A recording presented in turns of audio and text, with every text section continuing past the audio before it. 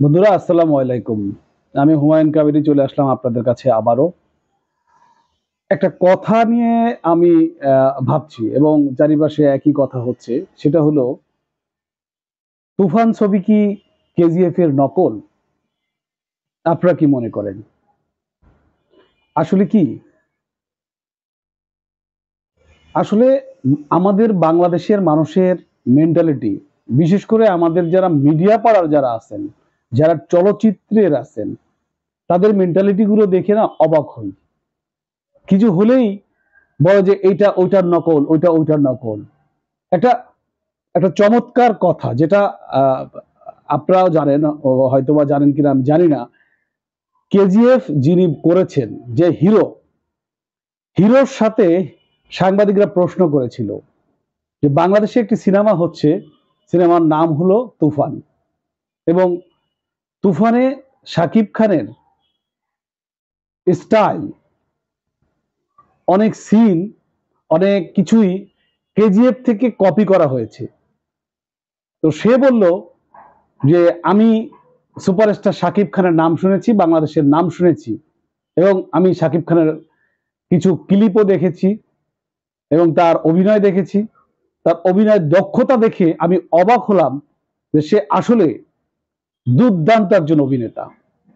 এবং সে বলল যে যদি কোনো ছবির, অরিজিনাল ছবির নকলও কেউ করে, আর সেটা যদি অরিজিনাল ছবি থেকে ভালো অভিনয় করে, তাহলে সেটাকে ধরা হয় অরিজিনাল ছবি।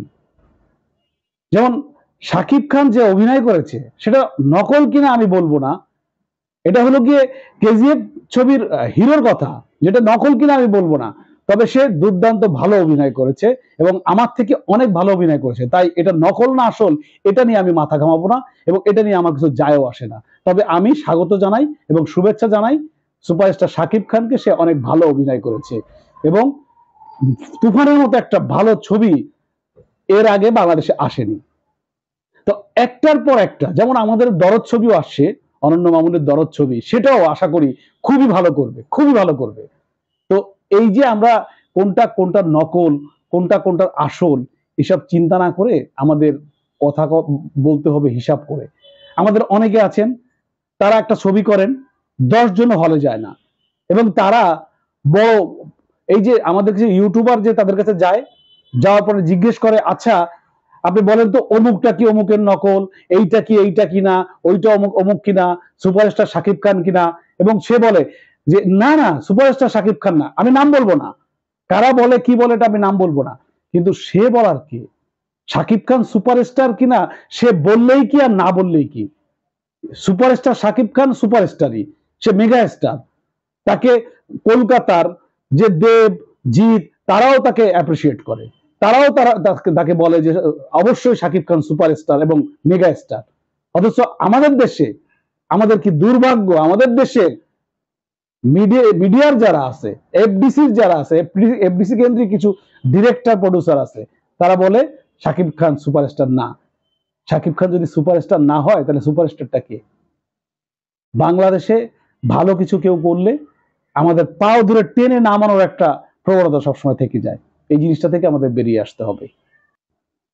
আসলে কি, আমরা একটা জিনিস কখনো ভাবি না যে আমাদের দেশে, আমাদের বাংলা চলচ্চিত্রে এত বড় মেগা স্টার জন্ম নিয়েছে। যুগে যুগে সব হিরোরাই ভালো ছিল, সব হিরোই জনপ্রিয়। আমরা ছোটবেলায় রাজ্জাক সাহেবের ছবি দেখে কেঁদেছি, আমরা আলমগীর সাহেবের ছবি দেখে কেঁদেছি, আমরা জসিমের ছবি তো দেখে আমরা সবসময় কাঁদতাম, সবসময় কাঁদতাম। ইলিয়াস কাঞ্চনের ছবি দেখে কেঁদেছি। আর আমরা এখন শাকিব খানকেও দেখি, কেউ কারো থেকে কম না। তবে শাকিব খান 24 সালের জন্য পারফেক্ট, ওনারা ওনাদের সালের জন্য পারফেক্ট ছিল না। তাই আমরা কাউকে ছোট করে কথা না বললে ভালো হয়। আমরা যারা নিজেকে খুব বড় জ্ঞানী মনে করি, আমরা প্রডিউসার ডিরেক্টর, একটা দুটো ছবি বানায় এসে শাকিব খানকে হিসাব করে যে শাকিব খান স্টার কি স্টার না, উনি কি সিনেমা কেজিএফ এর নকল করলো কিনা, এইটা নিয়ে ভাবার সময় নেই।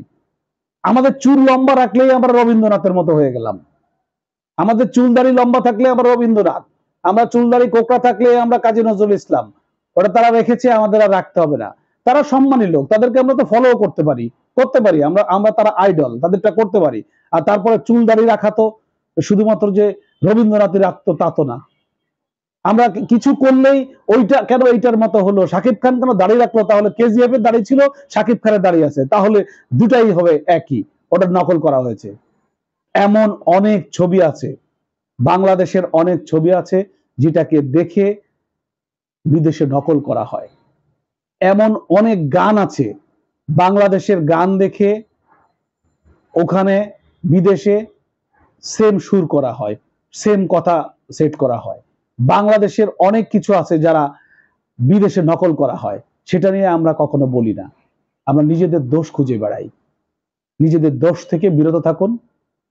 এই যে একটা হিসাব করলো যে আমরা লটারি করে 4টা ছবি চালাবো, ধরে নেন যদি 4টা ছবি লটারি করে চালানো হলো, হল মালিকরা কি বলল? হল মালিকরা বলল যে যদি শাকিব খানের তুফান ছবি চালানো না হয় এই ঈদে, তাহলে আমরা হল বন্ধ করে রেখে দেব। তাহলে আপনারা 4টা ছবি কোথায় চালাবেন? এসব থেকে বেরিয়ে আসুন। আপনাদের হাতে কিছুই নেই, এখন দর্শকের হাতে সব। দর্শক যখন যেটাকে চাইবে, হল মালিকরা সেটাই করবে, আর হল মালিকরা যেটা করবে সেটাই চলবে। আপনাদের এই বাড়াবাড়িতে কোনো কাজ হবে না, কারণ জনগণ যেখানে, সব জয় সেখানে। ভালো থাকবেন। আল্লাহ হাফেজ।